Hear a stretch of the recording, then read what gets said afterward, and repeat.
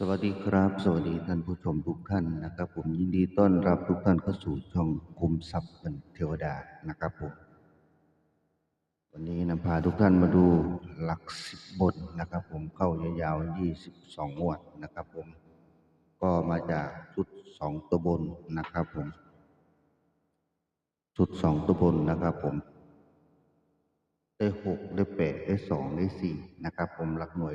นะครับเลยก็มีแค่47นะครับผมเพราะว่าหลักสิบยังเดินอยู่ก็เลยเอาหลักสิบมาให้รับชมนะครับผมงวดที่ผ่านมานะครับผมหลักสิบบน4 ตัวนะครับผมเข้ายาวๆ22งวดนะครับผมได้6ได้8ได้2ได้4นะครับผมคนที่ออก646นะครับผม มาดูงวดวันที่1 เดือน 1068นะครับผมสูตรก็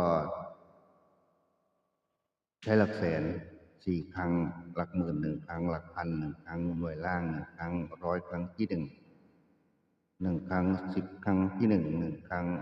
หน่วยครั้งที่4 ครั้งนะครับผมแล้วก็ใช้หลัก10ครั้งที่2 1 ครั้งหลักหน่วยครั้งที่2 1 ครั้งนะครับผมใช้หลักร้อยครั้งที่3 1 ครั้งใช้หลักหน่วยครั้งที่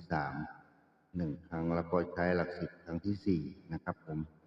บวกด้วยหลักหน่วยครั้งที่4 1 ครั้งบวกด้วย7 คงที่คนบวกก็ได้เลข4นะครับผมเลข4บวก2ได้6บวก4ได้